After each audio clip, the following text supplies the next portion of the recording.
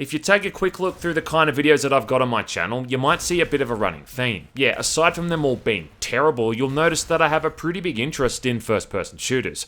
Something that's also always appealed to me is being able to play a game other than the way it was originally intended. What I'm talking about here is first-person mods for games that aren't first-person, and I thought I'd even compile a list of some of the better ones that I came across.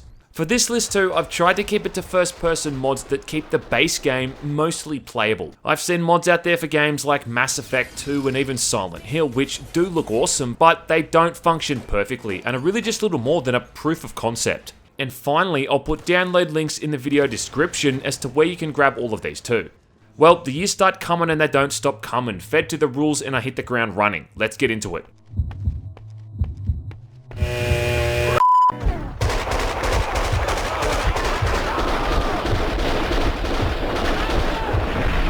Right, so first off the bat, we've got a couple of first-person mods for Max Payne 1 and 2. The mods which kinda gave me the idea to do this video in the first place. If you haven't played either of these games, well, let me just say that these are two of the best third-person shooters ever made, and partially responsible for popularizing the bullet time trend in video games. In the first game, you're playing as hard-boiled NYPD detective Max Payne. Payne to the max, taking on the mob along with a secret society, responsible for manufacturing an addictive narcotic that's taken a hold of the city. And then in the second game, you're in the middle of a war between the Italian and the Russian mafia. Both games have some already pretty damn solid shooting mechanics to begin with, and that's something that doesn't change with a different perspective. It's still awesome.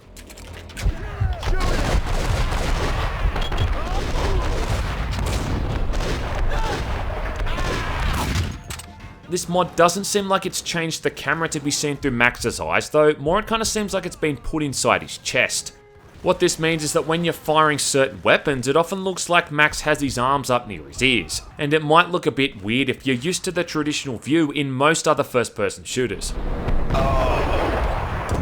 That doesn't make the mod any less impressive though, and it's still kind of awesome how across both of these games, such a simple modification can drastically change the way they end up feeling and playing. It almost kind of makes me wish they had have been first person in the first place. Some of the platforming sections are a lot more tense too. You can look down during these and really get an idea of just how long the fall to your death could be. Neither of these are perfect though. You'll see Max's body come into view a fair bit, even seeing his whole torso when you throw grenades. And there's also other issues with his hands clipping through some of the weapons, but it would really only take a couple of tweaks to smooth this out, at which point the mod would be near perfect. But still, these mods are both awesome, and if there's one takeaway you get from this entire video, I hope it's that you want to go off and give both of these a whirl. For something I get the gist was just whipped up by someone in their spare time, it's pretty damn solid. To give you an idea of just how good both of these are, I set them up and planned to just play through the first couple of levels to get some footage, and yet I ended up playing through the entirety of both games.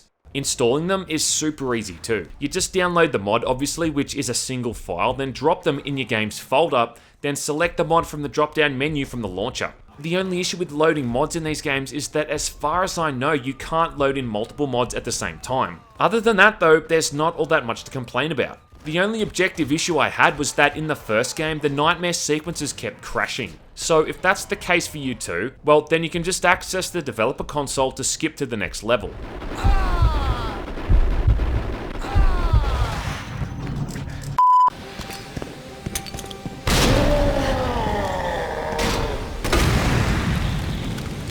One of the mods that makes the most sense to be on this list, I'd say, is the one for Capcom's Resident Evil 2 Remake. And I say that keeping in mind that Resident Evil 7 is a thing that exists. And if you've ever played the 7th game, well, then this is going to instantly feel very familiar.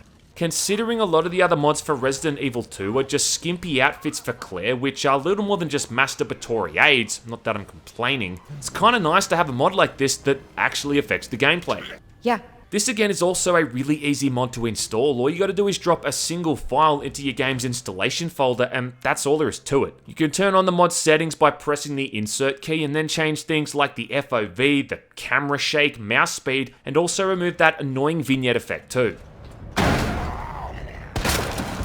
And And again, it's pretty impressive stuff considering it's a fan-made mod I assume that someone whipped up in a couple of hours.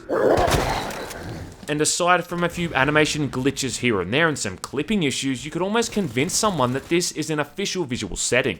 Playing the game from this view also gives it an entirely new vibe as well, and taking on enemies like the lickers and the zombie dogs is even more sphincter clenchingly terrifying.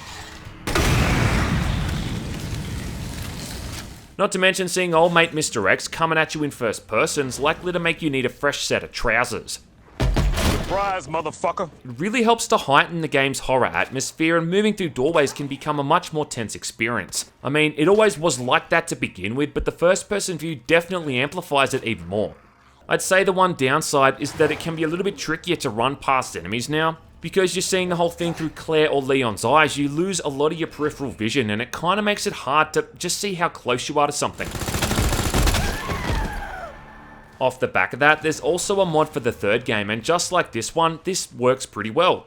Now, I've got my own laundry list of problems with this remake, as much as I think every Resident Evil fan should. But if nothing else, this mod at least let me really appreciate just how much detail they put into those Raccoon City environments, which look awesome from this new perspective. Playing through that early section where you're going through that bug nest, turning on the generators is now a lot more tense as well, because in first person mode you can't really see those things scurrying along the roof to come and attack you. The only downside to this mod is that during those times when you're being attacked by Nemesis, you're really at a disadvantage, because you literally can't even see him coming at times. If you're trying to run away, it's going to be impossible to dodge any of his incoming attacks, because you're not even going to know he's winding up for one. So I don't know man, maybe just turn first person mode off for those sections instead, which will give you ample time to admire whatever skimpy Jill skin you've got installed. Don't judge me. Okay. And again, like the mod for the second game, all you've got to do is drag and drop a single file into the games folder, and then you're good to go. So it also gets bonus points for ease of use.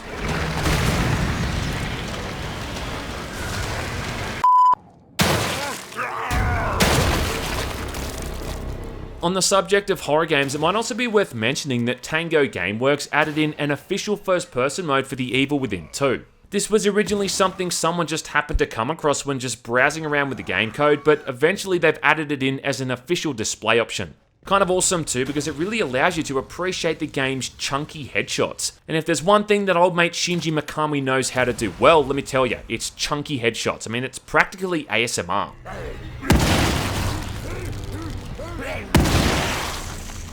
The only thing I don't like about this one is how if you look down, you can't see your torso or legs, which is a bit of a cardinal sin. But this is a good reason to have another run through an underappreciated game if you're looking for another reason to replay it. And about all you've got to do is find it in the options menu and turn it on. Piece of piss. It's not a mod per se, but I just include it because it is fun and it is easy to use, like your mum.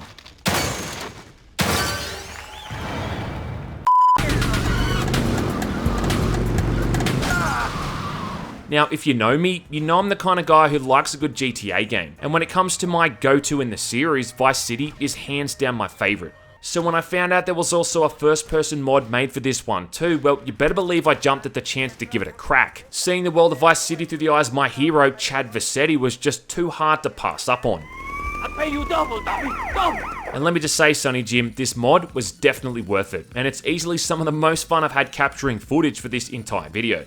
First-person modes in the GTA games isn't all that far-fetched. I mean, GTA 5 had its own first-person mode added in that worked perfectly, and could even be used to finish the entire game if you really wanted to, and that's kind of what I'd probably compare this mod the most to. Vice City originally had first-person view modes when driving cars and aiming certain weapons, but this mod is more of a proper first-person view, showing the weapon model along with Tommy's hands and arms, and you can even look down and see his torso and legs. Good. When driving vehicles, you can also look freely around the interiors of the vehicles and even out the window as well. It's oddly smooth. And it's all just so goddamn awesome, and I never thought the sight of Tommy's blurry shirt and jeans seen from a first-person perspective would bring me such joy, but yet here we are. Loading this mod up for the first time and driving down Ocean Beach in an Infernus just left me speechless. I was without speech. There's something kinda rad about driving the motorbikes too, the way you can look down and see Tommy's shirt ruffling in the wind. Or how about hovering over the Vice City beach in a chopper during the sunrise? I mean, I think if someone actually makes a VR version of this thing, I might actually pass out from the sudden blood loss that would incur from my gigantic throbbing erection. The shooting works pretty well too. All of the weapons carry across seamlessly into the first person perspective. The only thing is that it still adheres to the restrictions of the weapons in third person mode. So when you're shooting certain guns, for instance, you're unable to move. But going nuts with some of the more powerful weapons like the Spaz 12 and the minigun just absolutely slaps.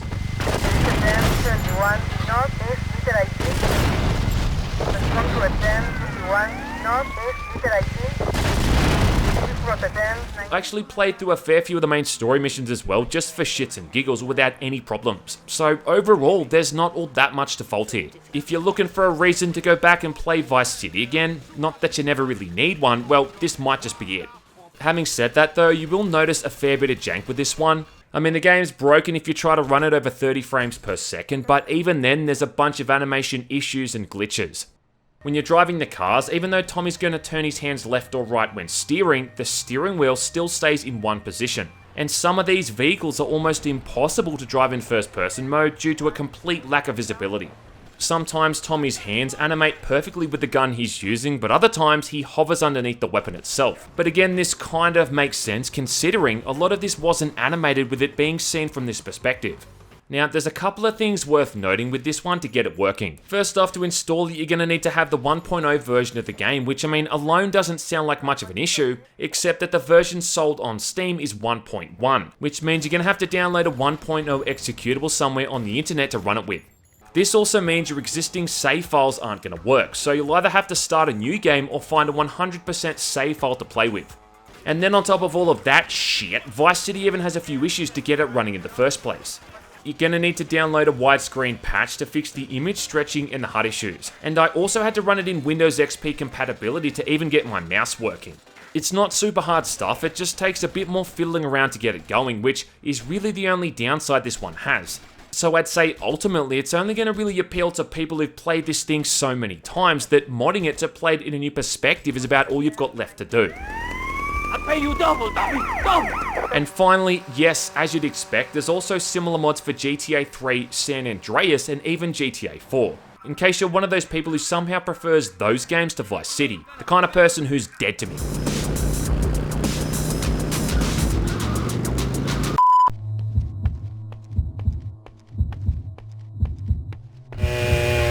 While we're on the topic of Rockstar, next up we've got a mod for what I think is one of their most underappreciated games, and that's Manhunt. Released in 2003, it garnered a whole lot of controversy for its dark and violent themes, involving a death row inmate going around brutally murdering various gang members as hidden cameras filmed his exploits for an underground snuff film ring.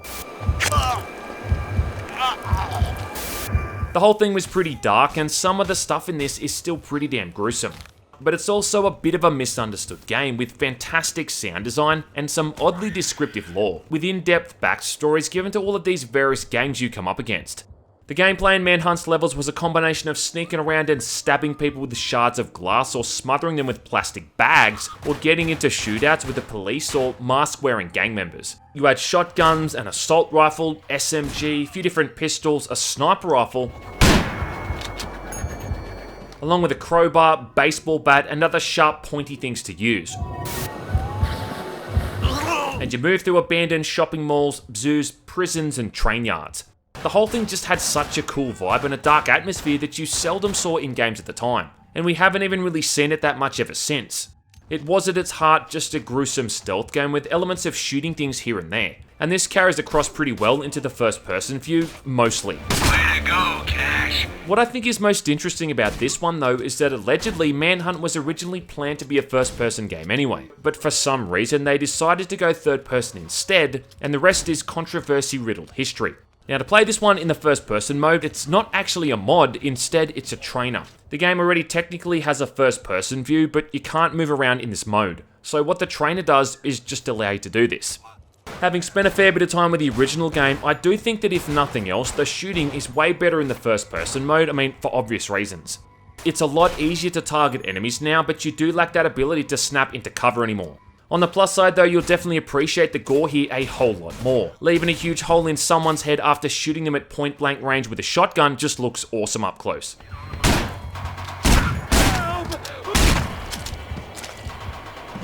Not to mention the nightmare-inducing sight of Pigsy coming after you as well, because that boss fight didn't make my nuts retract into my body enough as it is. The only issue I think is that for the stealth sections, which make up like the other 50% of the game, it's not as easy to know when you're in range for a melee execution. You can't lean around corners either or rotate the camera to see around walls, though you can clip through certain walls and see what's up ahead, so I guess that's some kind of consolation. Melee combat doesn't carry across that well though. You'll see a fair bit of clipping and it almost looks like you're just making out with someone instead of fighting them. But I mean, the melee combat wasn't all that good in the original game anyway, so I don't think a different view mode was ever going to fix it. At this rate, you're gonna massacre the whole gang! Setting this one up is also a little bit of a hassle. Now, installing the trainer is easy enough. You just drop the trainer into Manhunt's game folder and then in-game you press the F1 button to bring up all of your debug options. However, the trainer's idea of a first-person mode is actually just third-person mode. I think this might be a mislabel. So what I had to do was instead edit a config file in the trainer's settings in the game folder to then allow me to move around in first-person mode, which I could then do by pressing the insert key in-game. Make sense? It is a lot of screwing around and it goes without saying, but if you are going to play this, well, you should do it the way it's intended beforehand. But when it all comes together, this trainer works surprisingly well. And it just makes me wish that Rockstar would pull their fingers out of their ass and finally give us a Manhunt 3.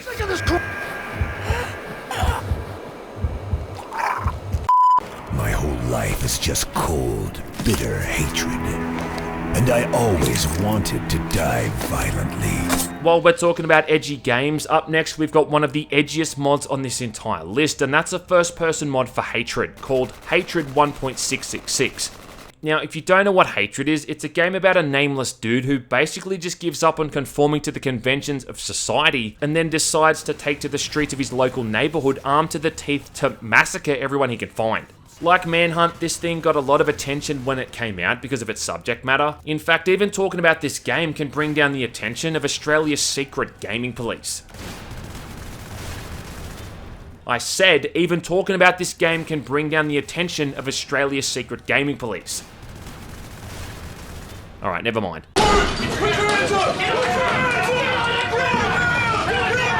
Obviously, it didn't do all that well when it came out, but I think more than the premise, it was just that the game wasn't very good. The isometric viewpoint was a weird choice given the game's focus on shooting, and it was just also super repetitive. If nothing else though, this mod does at least make the whole thing easier to play. Aiming in first person mode is now a lot easier. Not to mention this mod also removes that stupid black and white filter.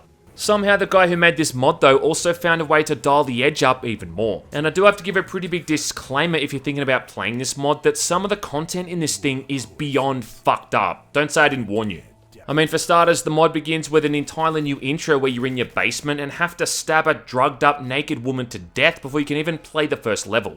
There's also some redesigned levels, one where you're interrupting a presidential campaign appearance for someone called Cerny Banders. Cerny Banders, wow.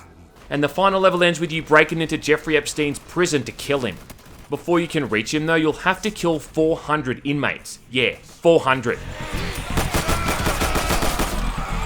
That's where I kinda gave up on it, to be honest. But if you want to sit there going through hundreds of jail cells and individually shooting these prisoners one or two at a time while constantly being swarmed by SWAT and police officers, well, be my guest.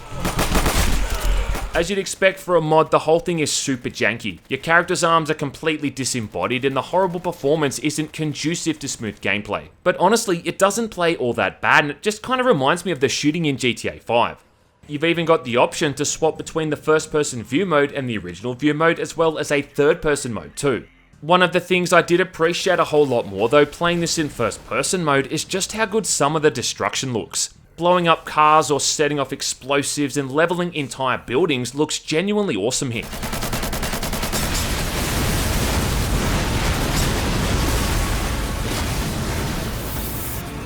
There's some great effects when shooting out glass windows or putting holes through some of the walls. Just kind of a shame though that it has to be a byproduct of gunning down countless civilians and police officers.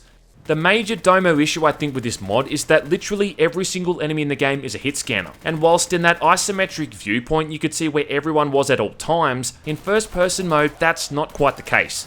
Even on the so-called game journalist difficulty mode, you can still be killed within seconds, and you can't easily often tell which direction you're taking damage from. Overall though, this is an interesting mod to see one of the most edgiest games ever made from another perspective. Spoiler, it's still edgy. Installing it is at least pretty easy though. You just go to the Steam workshop, download the mod, and then activate it in-game. Then you'll be stabbing drugged up women and hunting down Jeffrey Epstein in no time, who, by the way, didn't kill himself. Well, I don't think I'm going to be able to top things after talking about hatred, so it might be a good time to wrap things up. If you are interested in giving any of these mods a go, like I said, I'll put links to where you can download these in the video description. And if there's any other first-person mods you'd be interested in seeing me talk about, well, let me know in the comments section below. And if all this video has managed to do is make FPS fans out of a few new people, well then, mission accomplished. Thanks for watching.